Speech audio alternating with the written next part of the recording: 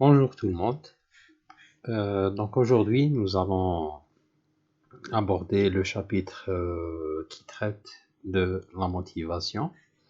Donc, nous allons entamer ce chapitre par quelques définitions de la motivation et nous allons aborder les principaux courants théoriques dans ce domaine, c'est-à-dire dans le domaine de la motivation. Donc il y a deux grands courants, c'est-à-dire les théories qui se penchent sur le contenu, et puis il y a les théories qui traitent le processus de la motivation. Donc dans les théories qui se penchent sur le contenu, donc nous allons voir bien entendu la pyramide des besoins d'Abraham Maslow. Et on va voir la théorie bifactorielle de Friedrich Herzberg. Et on va voir la théorie SRP. Substance, relation, progression. Donc c'est la théorie de Clay-Alderfer. Et après, donc, ça c'est trois théories. Donc, on va voir trois théories de contenu. Et après, on va voir quelques théories de processus de la motivation. Le processus de la motivation. On va commencer par la théorie des attentes. Ensuite, nous allons voir la théorie de l'équité. Donc, voilà les grands courants, c'est-à-dire les grandes théories de la motivation. Bien sûr, il y a de très nombreuses théories qui traitent de la motivation et nous allons voir dans ce chapitre uniquement les principales théories qui traitent le sujet.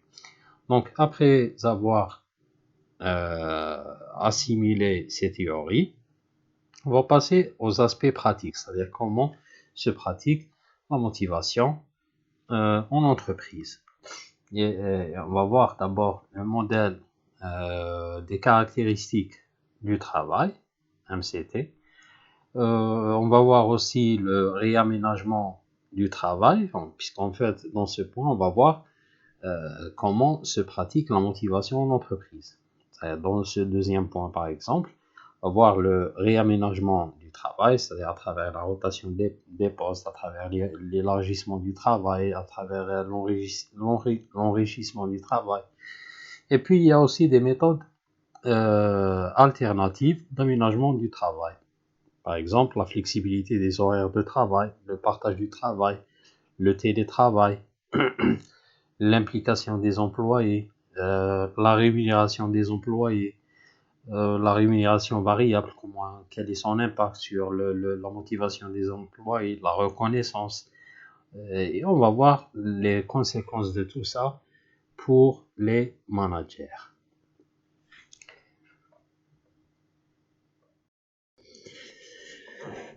On va commencer par cette définition de la motivation.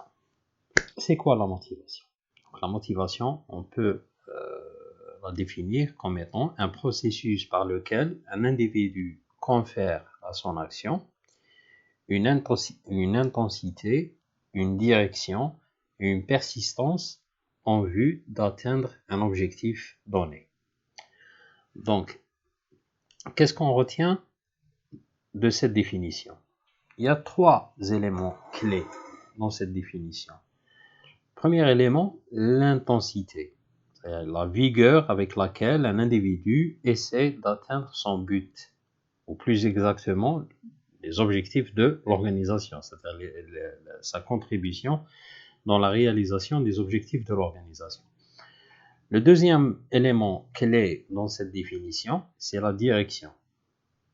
La direction, c'est quoi? C'est un but bien déterminé, bien identifié. Et troisièmement, la persistance. Donc ça aussi, c'est un élément très très important. La persistance, c'est-à-dire la durée de l'effort. Donc c'est bien beau d'être motivé, mais pour combien de temps? Donc plus longue est la durée, le mieux c'est pour l'entreprise ou l'organisation en général. Donc, motiver les employés, c'est un acte de management censé inciter les salariés à déployer de manière délibérée des efforts, et ce, pour réaliser les objectifs de l'organisation. Sachant que cette incitation ne sera effective que si les salariés y trouvent un intérêt personnel.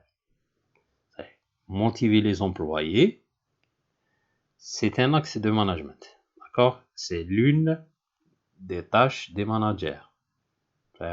Et par manager, vous vous rappelez, dans le premier semestre, dans le cours du management, nous avons dit que un manager, c'est pas uniquement celui qui se trouve au niveau du top management. Un chef de section peut être qualifié de manager. Un chef d'atelier, c'est un manager. Un chef de service, c'est un manager. Un chef d'unité, un directeur d'unité, c'est un manager. Un directeur commercial, la même chose. D'accord? Donc, c'est son travail d'inciter les gens à déployer de manière délibérée des efforts pour réaliser les objectifs de l'organisation. Donc, c'est ça un peu la finalité de la motivation. La motivation n'est pas un trait de personnalité. Donc, un individu n'est pas, dans l'absolu, motivé en soi. D'accord? La motivation, c'est pas un trait qu'on trouve dans la personnalité de X ou Y. Cependant, il existe un lien avec la personnalité. D'accord? Comment ça? Ça dépend de l'image que l'individu a de soi. Et c'est quoi son idéal personnel? Donc, en fonction de ça, en fonction de l'image qu'il a de lui, et en fonction de son idéal personnel, c'est-à-dire qu'est-ce qu'il compte, ou bien qu'est-ce qu'il désire devenir, donc l'individu aura un niveau d'implication personnelle variable. Donc, le niveau de motivation varie d'une personne à l'autre, ou bien d'un individu à l'autre. Donc, pour cette raison, on ne motive pas de la même manière un salarié impliqué et un autre salarié moins impliqué. La motivation, ce n'est pas un savoir-être ou une compétence que l'on peut acquérir. Donc, c'est pas un savoir-être et c'est pas une compétence. Elle se construit dans l'interaction de l'individu avec sa situation professionnelle. Donc, à travers tous ces éléments qu'on vient d'examiner, on a compris c'est quoi la motivation. Donc, tout d'abord, c'est un processus par lequel un individu confère à son action une intensité. Donc ça, c'est un élément important. Une direction, ça, c'est un élément important aussi. Et la persistance, c'est-à-dire la durée dans le temps pour atteindre les objectifs de l'organisation. Maintenant, l'acte de motiver, c'est-à-dire ça relève des attributions des managers, c'est d'inciter les salariés à déployer de manière délibérée des efforts pour réaliser les objectifs de l'organisation. Un point à clarifier, ou bien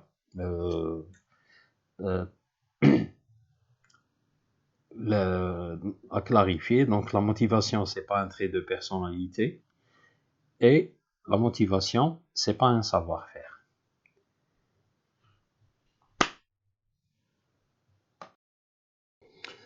À présent, nous allons voir les différentes théories qui traitent de la motivation. Donc, avant de détailler ces théories, il y a lieu de noter qu'il existe deux principaux courants théoriques dans ce domaine, c'est-à-dire dans le domaine de la motivation. Il y a les théories du contenu, il y a les théories du processus. Les théories du contenu partent du postulat que les individus sont motivés par des besoins qu'ils cherchent à satisfaire. D'accord? Donc, les individus ont des besoins. Donc, on va essayer d'identifier, ou bien ces théories essaient d'identifier ces besoins. Le deuxième courant, c'est les théories du processus. Quelles sont les théories du processus, ou bien qu'est-ce qu'elles cherchent? Elles cherchent à identifier comment les travailleurs sont motivés et quel est le processus de la motivation. Donc, vous voyez la différence. Dans la première catégorie des théories de la motivation, on cherche, ou bien on se pose la question quoi? Alors que dans la deuxième catégorie, c'est-à-dire les théories du processus, on se pose la question comment, c'est-à-dire quel est le processus.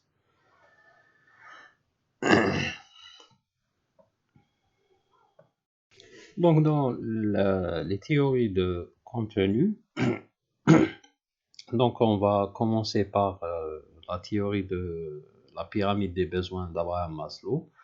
Et on va voir la théorie bifactorielle de Friedrich Herzberg. Et on va voir aussi la théorie SRP. On va commencer d'abord par la théorie de la pyramide des besoins d'Abraham Maslow. Donc, selon Abraham Maslow, il existe une hiérarchie de 5 besoins. D'accord? Et lorsqu'un besoin est satisfait, le besoin immédiatement supérieur devient dominant. D'où l'appellation hiérarchie. C'est-à-dire, il y a un classement. Donc, à la base, on trouve les besoins physiologiques. Les besoins physiologiques, c'est-à-dire boire, manger, etc. Au niveau supérieur, il y a les besoins de sécurité. Donc, les besoins physiologiques et les besoins de sécurité sont les besoins primaires. Donc, une fois satisfaits, on passe aux besoins de niveau supérieur ou bien les besoins secondaires, à savoir le besoin d'appartenance, le besoin d'estime et le besoin d'accomplissement de soi ou bien de réalisation de soi. Donc, cette théorie présente des avantages. Déjà, elle constitue une première étape. D'abord, elle constitue une première étape dans la réflexion sur la motivation. Et puis, elle a eu le mérite de suggérer qu'un individu n'a pas uniquement des besoins de survie, c'est-à-dire les besoins physiologiques et les besoins de sécurité, mais il cherche à satisfaire des besoins plus abstraits et plus complexes. Donc, on parle des besoins d'appartenance, le besoin d'estime, le besoin d'accomplissement de soi. Donc, cependant, cette théorie a été critiquée par plusieurs chercheurs et la principale critique, c'est que, en dépit de sa popularité, elle est connue pratiquement par tout le monde, cette théorie, mais le problème qui se pose, c'est qu'il y a très peu de recherches qui l'ont validé empiriquement, c'est-à-dire qui l'ont validé à travers des expériences, sur le terrain, sur des cas concrets. Donc toujours avec la première catégorie de théorie de la motivation, c'est-à-dire celle qui se penche sur le contenu. Donc il y a la théorie des 2 facteurs ou bien la théorie bifactorielle de Friedrich Herzberg. Donc Herzberg cherche à dépasser les analyses précédentes en s'interrogeant non seulement sur les facteurs qui motivent les travailleurs, mais aussi sur ceux dont l'absence les démotive. Donc, en remarquant que ce ne sont pas les mêmes. C'est-à-dire, il y a des facteurs qui motivent les travailleurs, il y a des facteurs qui, dans l'absence, démotivent les travailleurs. Donc, ainsi, Herzberg distingue les facteurs d'hygiène, c'est-à-dire que c'est des éléments nécessaires, mais non suffisants pour motiver l'individu. Donc, les facteurs d'hygiène dont la présence est obligatoire pour qu'il n'y ait pas d'immotivation. Comme quoi? Comme le style de supervision, comme les conditions de travail, les relations entre collègues, la sécurité, le salaire. Donc tout ça, c'est pas des facteurs qui motivent. Mais le fait de les enlever, ou bien en leur absence, le travailleur devient démotivé. Le travailleur devient démotivé. Donc l'absence de ces facteurs provoque une non-satisfaction et une démotivation des travailleurs. Et leur présence ne les motive pas.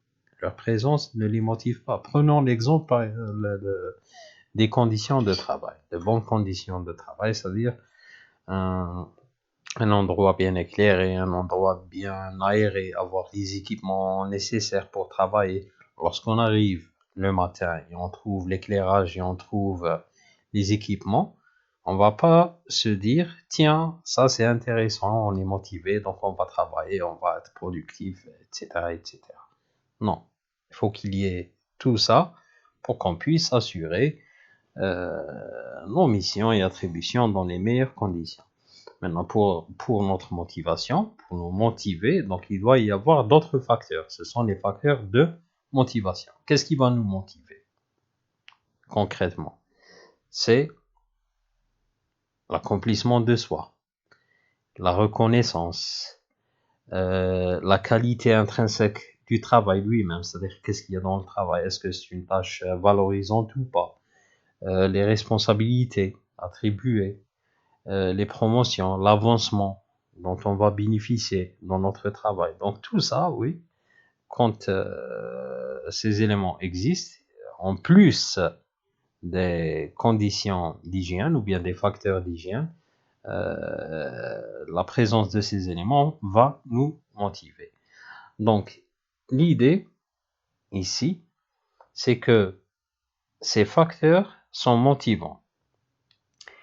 Et leur absence n'induit pas nécessairement donc démotivation. D'accord? Le fait qu'il n'y ait pas avancement, ça ne va pas forcément me démotiver. Mais la présence de l'avancement va, c'est-à-dire il y a de fortes chances que l'avancement va me motiver.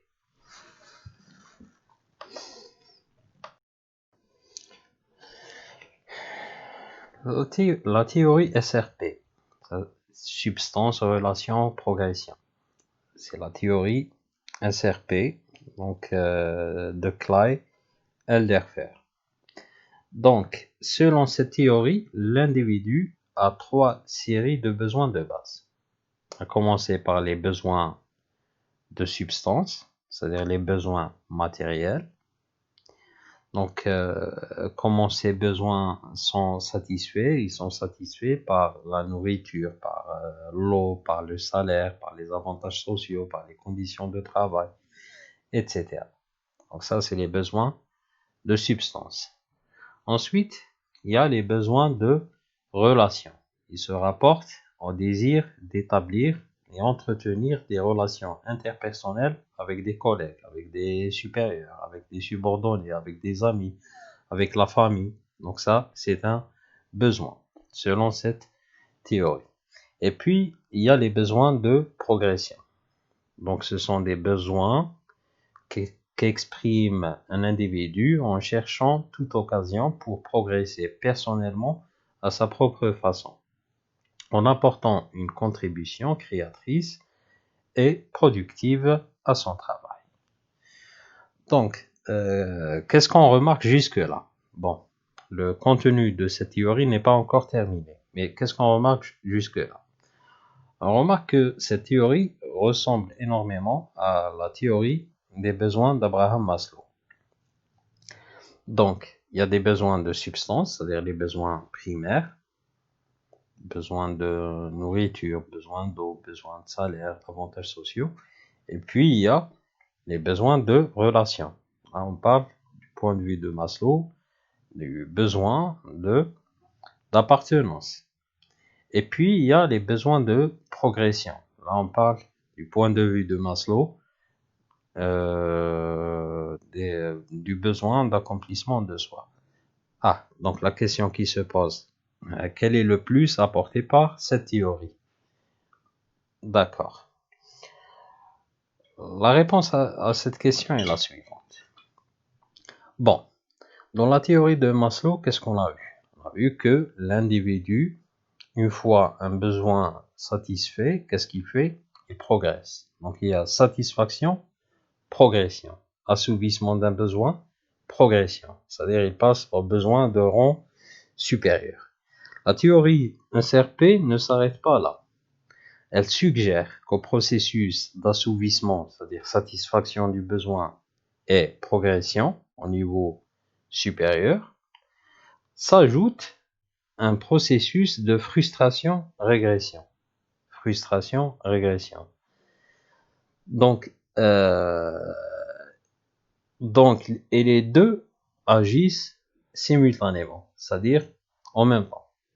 Par exemple, si une personne est frustrée en permanence dans les efforts qu'elle fait pour satisfaire ses besoins de progression, les besoins de relation redeviennent la principale force motivante pour cette personne. Je vais vous expliquer ça à travers un exemple. Généralement, les cadres, dans leur carrière, c'est-à-dire lorsqu'ils avancent, ils fournissent des efforts pour atteindre des objectifs. Entre-temps, qu'est-ce qui se passe? Ils perdent des relations. C'est-à-dire, le besoin de progression est satisfait. Pourquoi? Parce que le bonhomme a fait beaucoup de sacrifices. Il passe beaucoup de temps dans son travail. Entre-temps, qu'est-ce qui se passe? Il perd des relations, il perd des amis, il voit pas des amis, il voit pas beaucoup sa famille. Donc, la progression s'est réalisée en fait au détriment des relations. Hop, et à un moment donné, il va se rendre compte, il va essayer de se rattraper. Et ainsi de suite.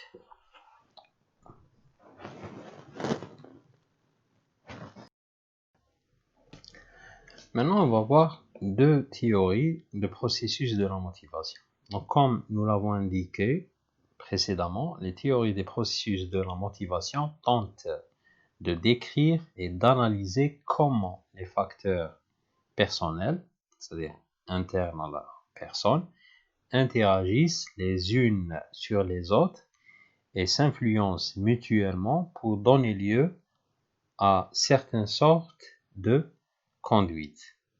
Donc, comme vous allez le remarquer, donc contrairement aux théories de contenu qui tentent de répondre à la question quoi, maintenant on va se poser la question comment, la théorie de processus.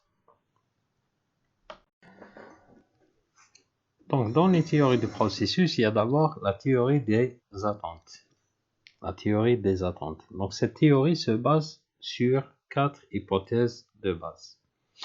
Première hypothèse, c'est que c'est une combinaison de forces chez l'individu et dans l'environnement qui détermine son comportement. Le comportement de l'individu est déterminé par des forces qui lui sont propres. Donc là, on parle de la motivation intrinsèque. Et puis, des forces qui viennent de l'environnement. On parle de la motivation extrinsèque, c'est-à-dire celle qui vient de l'environnement. Donc ça, c'est la première théorie. Ou bien la première hypothèse. Deuxième hypothèse, les individus prennent des décisions quant à leur propre comportement dans une organisation. C'est-à-dire c'est eux qui décident, c'est eux qui ont ce qu'on appelle le libre arbitre. C'est-à-dire c'est eux qui décident d'agir de telle ou telle manière. Troisième hypothèse, des individus différents ont des besoins et des objectifs différents. Et quatrième hypothèse, les individus font des choix entre plusieurs possibilités selon la façon dont ils perçoivent qu'un comportement donné entraînera le résultat désiré. C'est-à-dire, il va prendre la décision sachant que le fait d'agir de telle façon, ça va donner tel résultat. Ça va donner tel résultat. Donc, toujours dans cette théorie, selon cette théorie, il existe quatre variables. La première variable, c'est les résultats du premier degré et les résultats du second degré. Les résultats du premier degré et les résultats du second degré. Quelle est la différence entre les deux? Les résultats des comportements associés à l'exécution du travail lui-même sont appelés des résultats de premier degré. Comme quoi? Comme la productivité, l'absentéisme, la rotation du personnel, la qualité du travail, etc. C'est le fait de faire ça, ça va entraîner ça en termes de productivité, en termes de qualité, etc. Les résultats, donc ça c'est les résultats de premier degré. Les résultats de second degré sont les conséquences positives ou négatives que les résultats du premier degré peuvent produire. Exemple, j'ai agi d'une certaine manière, ça a donné un tel niveau de qualité de travail. Donc, ça va donner quoi? Donc, la qualité du travail, c'est le premier degré. Une fois que j'obtiens une telle qualité, qu'est-ce que je vais avoir comme résultat de second degré? Ça peut être une augmentation de salaire, ça peut être une promotion, ça peut être juste l'acceptation par les collègues ou bien la reconnaissance des collègues, la sécurité de mon emploi. Donc tout ça, c'est les résultats de second degré. Deuxièmement, il y a l'attente. L'attente, c'est la conviction qu'un effort d'une certaine intensité entraînera un rendement d'une certaine qualité. Donc c'est ce qu'on appelle l'attente. Donc le sujet peut être convaincu qu'il n'y a absolument aucune relation entre l'effort de la prestation et le degré de rendement attendu. C'est-à-dire, il va se dire, tiens, combien même je vais faire des efforts, ça ne va pas changer grand-chose. En termes de productivité, je vais produire toujours la même chose. Pourquoi? On ne sait pas, peut-être que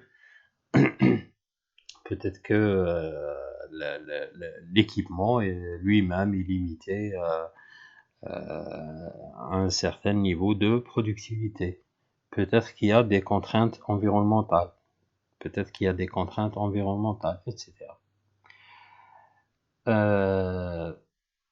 Aussi, le sujet, c'est-à-dire l'individu, peut être convaincu qu'il y a une relation entre l'effort de la prestation et le degré de rendement attendu. C'est-à-dire, là, l'individu, il est convaincu, lorsqu'il fait des efforts supplémentaires, il va obtenir des résultats meilleurs. Troisième élément dans cette théorie, c'est ce qu'on appelle la valence. La valence, c'est la préférence que manifeste un individu pour un certain résultat du second degré. C'est la préférence que manifeste un individu pour un certain résultat de second degré. Et qu'est-ce qu'il préfère comme résultat de second degré? Bon, il a fait des efforts, il a amélioré sa productivité. Qu'est-ce qu'il va gagner en contrepartie? Est-ce qu'il va gagner une promotion? Est-ce qu'il va gagner la reconnaissance? Est-ce qu'il va gagner une augmentation de salaire, etc. L'instrumentalité, c'est la relation. Bon, n'oubliez pas, la balance, c'est sa préférence. C'est sa préférence, c'est-à-dire qu'est-ce qu'il désire lui-même.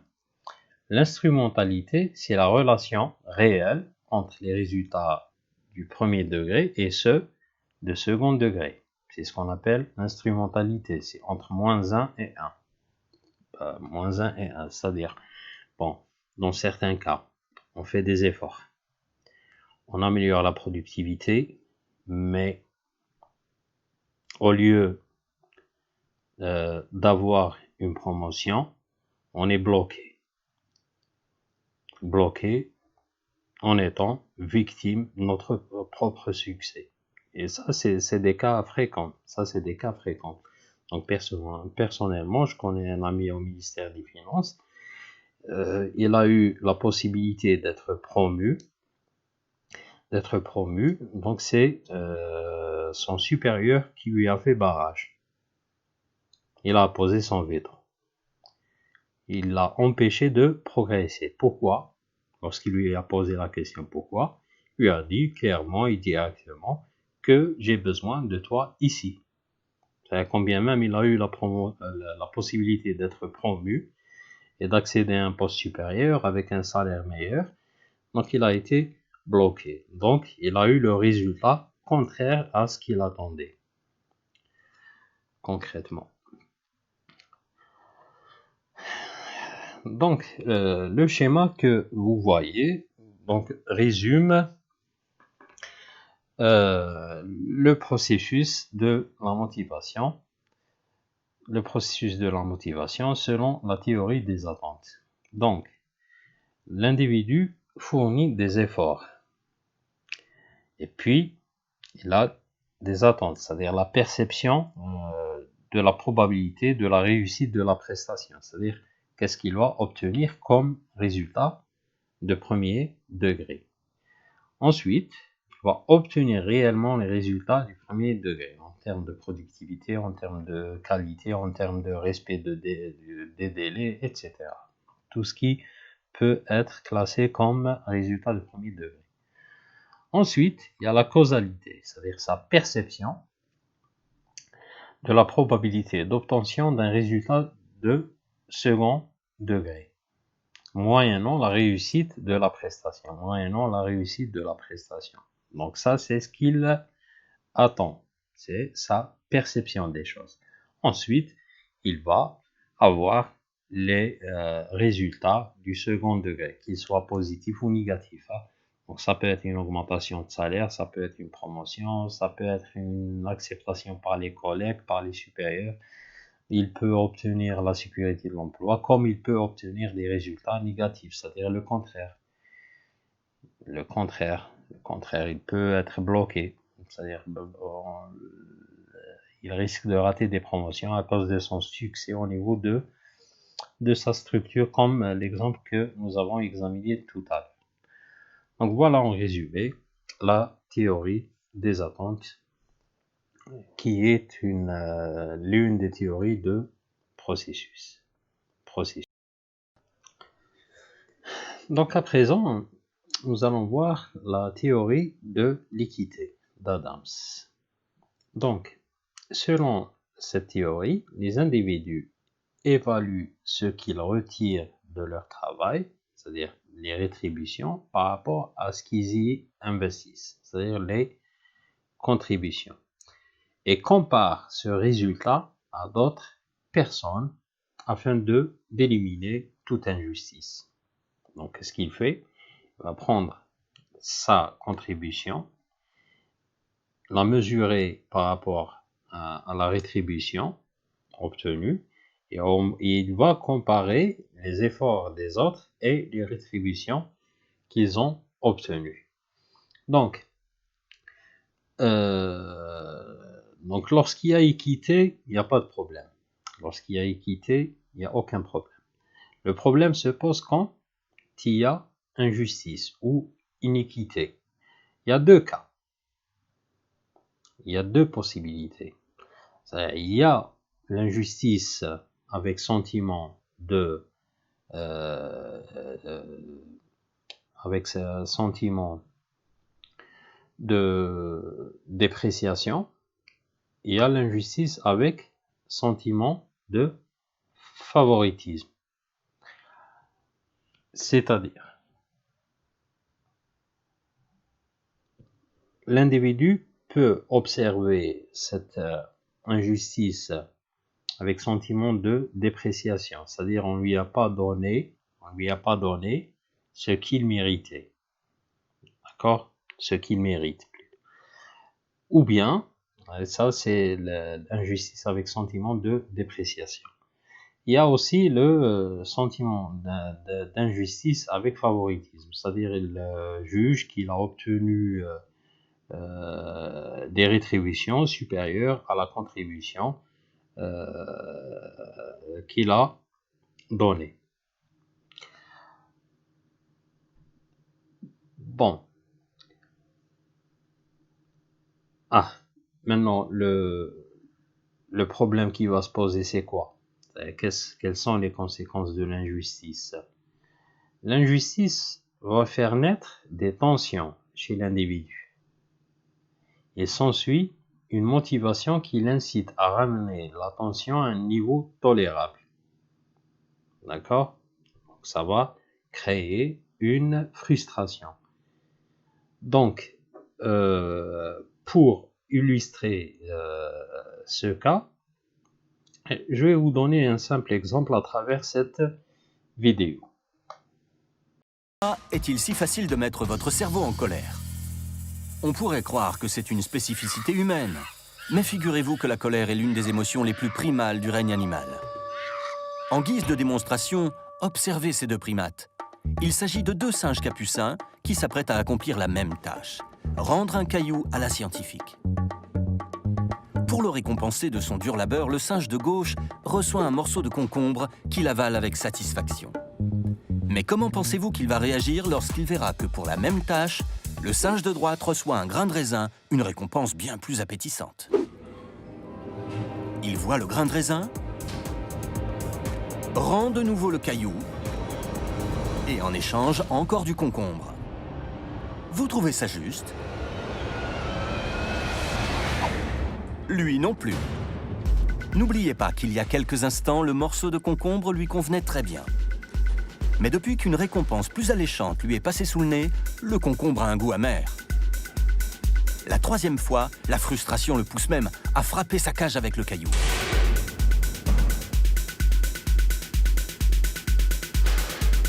Vous devinez ce qui va se passer?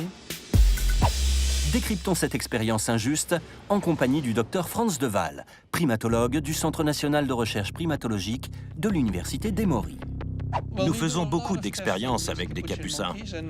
C'est par hasard que nous avons découvert qu'ils ne supportaient pas de recevoir moins qu'un de leurs congénères. Ce n'est pas la nourriture qui compte, c'est la différence entre leur récompense et celle des autres.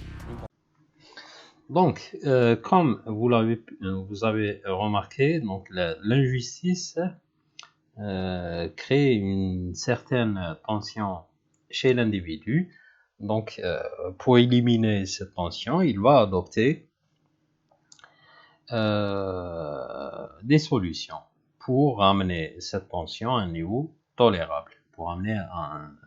Cette tension à un niveau tolérable. Qu'est-ce qu'il peut faire, l'individu, dans ce cas, lorsqu'il remarque iniquité, injustice? Donc, premièrement, les personnes peuvent modifier leurs apports, soit en les augmentant, soit en les diminuant, jusqu'à les amener à un niveau équitable. Lorsque l'individu remarque qu'il a obtenu plus qu'il ne mérite, qu'est-ce qu'il va faire?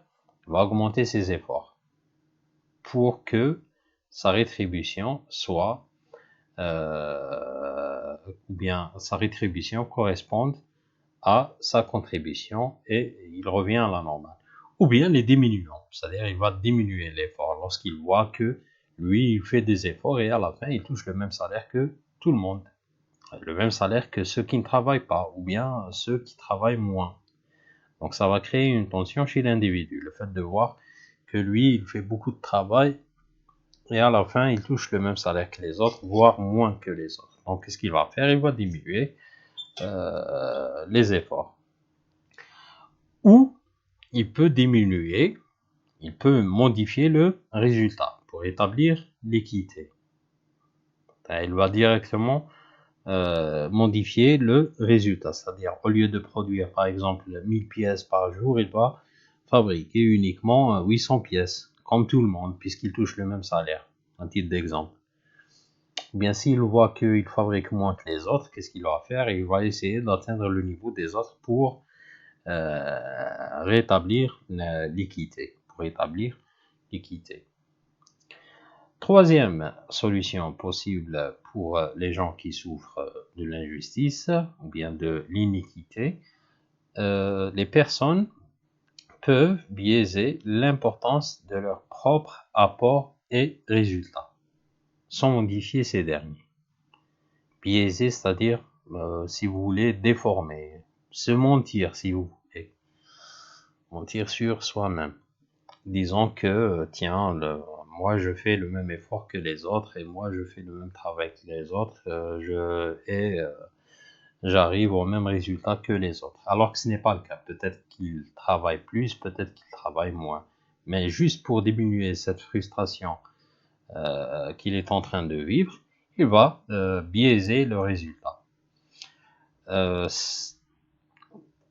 Quatrième solution pour ces personnes, elles peuvent quitter l'organisation ou demander à être transférées dans une autre structure ou département. Quitter l'organisation carrément. Quitter l'organisation. Donc cette frustration permanente peut pousser l'individu à démissionner ou à quitter l'organisation, à quitter l'entreprise ou tout simplement demander à être transféré dans une structure peut-être plus équitable. Cinquième possibilité, cinquième attitude face à l'injustice, c'est que les personnes peuvent adopter un autre groupe de référence pour réduire l'origine de l'injustice. Ça veut dire quoi? Ça veut dire se comparer, pas avec tel groupe, mais avec un autre groupe. Juste pour diminuer ce sentiment d'injustice. Exemple. Disons à un individu que tiens, toi tu fais des efforts et puis tu touches le même salaire que tes collègues X, Y. Il va vous dire tout simplement, moi je ne me compare pas à ces individus, ils sont feignants, ils sont ceci, ils sont cela, moi je fais le même effort que Y et Z. Ou bien A et B. Juste à titre d'exemple, c'est-à-dire l'essentiel, c'est de changer de référence. Sixième solution, chez les individus qui souffrent de l'injustice, pour diminuer cette frustration, c'est qu'elles peuvent déformer les apports et les résultats d'autrui. Et déformer sans les modifier, puisqu'il n'a pas la possibilité de les modifier. C'est-à-dire, il va les juger comme quoi qu'ils sont au même niveau que ses propres résultats. Et tout ça, encore une fois, pour rappel, pour diminuer le sentiment d'injustice.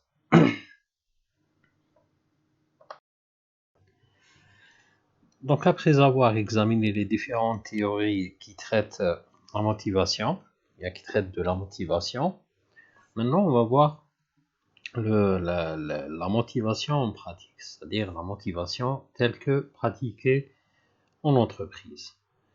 Avant cela, il y a lieu de rappeler cette petite équation. Donc, cette équation dit que la performance est fonction de quoi? De l'habilité, c'est-à-dire la compétence, de la motivation et de l'opportunité. C'est-à-dire, la motivation, là on remarque que la motivation n'est pas la réponse à toutes les questions, pas la réponse à tous les problèmes, c'est-à-dire on ne va pas régler les problèmes de l'entreprise uniquement à travers la motivation des salariés. Il y a aussi la compétence et les opportunités qui se présentent aux travailleurs pour prouver leur capacité et prouver leur compétence.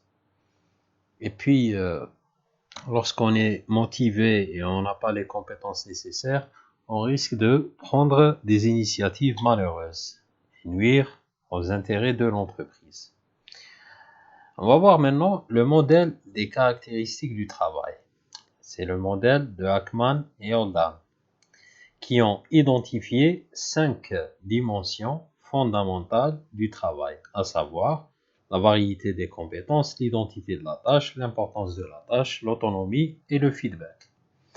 La variété des compétences, c'est-à-dire la variété des activités inhérentes à un travail, c'est-à-dire les compétences qui seront mobilisées dans un travail donné. L'identité de la tâche, donc c'est le degré d'achèvement de la tâche effectuée. L'importance de la tâche, c'est le niveau d'impact sur le bien-être ou le travail des autres employés. L'autonomie, c'est le niveau de liberté, d'indépendance laissé à l'employé dans la détermination de son emploi du temps et des procédures à mettre en œuvre. Le feedback, c'est le niveau d'information quant à son efficience et à ses performances que l'employé reçoit en retour du travail effectué. Donc, le modèle se présente tel qu'il est sur le schéma. Donc, les caractéristiques du travail, donc, il y a 5 composantes: variété de compétences, identité de la tâche, importance de la tâche, engendre un état psychologique qui est l'intérêt du travail lui-même. Donc, c'est là que le travailleur va déterminer le travail, l'intérêt du travail. L'autonomie, donc là, à travers l'autonomie, donc le travailleur va déterminer la responsabilité vis-à-vis des résultats obtenus. Donc si on lui accorde aucune autonomie et aucune liberté, donc il n'est pas responsable des résultats qu'il va obtenir. Le feedback, donc c'est la connaissance des résultats obtenus. Donc tous ces éléments vont donner comme résultat professionnel et personnel une grande motivation interne, une grande performance, une grande satisfaction et aussi un faible absentéisme et un faible turnover du personnel. Donc à travers tout ça, donc le travailleur va se réaliser dans son travail et par conséquent il sera motivé. Donc pour motiver le personnel concrètement, donc les entreprises ont des solutions qui ont trait au réaménagement du travail. Comment réaménager le travail? À travers la rotation des postes, à travers l'élargissement du travail, à travers l'enrichissement du travail. Donc la rotation des postes, c'est-à-dire changer périodiquement du poste de travail, c'est-à-dire l'employé, on ne le laisse pas dans le même poste pendant une longue période, il change son poste pour ne pas s'ennuyer. Il y a aussi l'élargissement du travail, c'est-à-dire l'augmentation du nombre et de la diversité des tâches à effectuer. Et puis, il y a l'enrichissement du travail, c'est-à-dire l'expansion verticale des tâches. Il y a d'autres méthodes alternatives d'aménagement du travail. Il y a la flexibilité des horaires de travail, c'est-à-dire les employés travaillent pendant une plage horaire commune, mais ils ont la possibilité de répartir les heures, leurs heures de travail autour de cette plage. Il y a aussi le partage du travail. Le partage du travail. Donc le partage d'un emploi traditionnel à plein temps entre deux individus, voire plus. C'est-à-dire s'il y a un poste, on le partage entre deux individus et parfois même plus. Donc il y a aussi le télétravail. Donc lorsque les employés travaillent à leur domicile sur un ordinateur relié à leur bureau. Donc avantage du télétravail, c'est qu'il y a un plus grand choix de la main-d'œuvre pour l'entreprise, c'est-à-dire je peux d'ici d'Alger employer quelqu'un qui habite à Oran, bien qui habite à Tizi Ouzou, ou bien qui habite à Béchar. Donc j'ai plus de choix de main-d'œuvre. Je peux avoir une meilleure productivité en tant qu'employeur. Il y a moins de turnover, parce qu'il y a très peu d'entreprises qui offrent cette possibilité. Les employés sont plus satisfaits, parce que c'est eux qui vont déterminer leurs propres conditions de travail. Et puis, en termes de coût, le coût d'occupation des locaux est réduit. Parce que j'ai pas besoin, en tant qu'employeur, j'ai pas besoin de beaucoup d'espace, puisque chacun travaille à son domicile. L'un des inconvénients de cette méthode, c'est qu'il y a moins de contrôle sur les employés. Puis il y a des difficultés parfois à coordonner entre les équipes.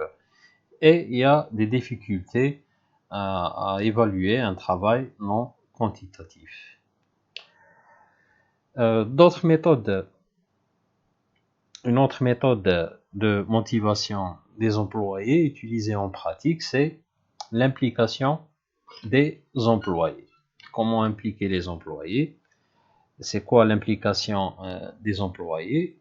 Donc c'est un processus participatif qui exploite le plein potentiel des salariés et encourage leur implication dans le succès de l'organisation. On motive aussi les employés à travers la rémunération. Là, il y a 4 aspects à examiner. Combien, comment, quels avantages et quelle reconnaissance. Comment, combien, quels avantages et quelle reconnaissance. C'est-à-dire combien je leur donne, comment, quels sont les avantages qui vont accompagner leur performance et quelle reconnaissance qu'on va leur accorder. En parlant de rémunération, donc on pense surtout à la rémunération variable. Donc une partie du salaire est basée sur une mesure de la performance individuelle ou collective, bien de l'organisation. Donc il y a plusieurs formules, il y a la rémunération à la pièce, l'intéressement, la participation, le partage des bénéfices, etc. Par rapport aux reconnaissances des employés, donc il y a les récompenses intrinsèques, exemple l'attention portée à l'employé, l'appréciation du travail bien fait de façon plus ou moins formelle. Exemple, dans certaines entreprises, un merci entre l'employeur et l'employé, ou bien entre le patron et son employé. Donc, c'est une pratique utilisée. Dans d'autres cas, il y a un affichage de reconnaissance comme ça, comme quoi c'est l'employé du mois, ou bien c'est l'employé de l'année, le meilleur employé, etc. Donc, les avantages ici, c'est la satisfaction du besoin de reconnaissance des employés. La reconnaissance, elle est peu coûteuse, et puis elle encourage la répétition des comportements souhaités. L'inconvénient ici, c'est quoi? C'est le risque de manipulation par le management, c'est-à-dire par les responsables hiérarchiques. Quel genre de manipulation? À titre d'exemple, des abus, ou bien des abus, ou encore accorder des reconnaissances à des personnes qui sont proches, etc.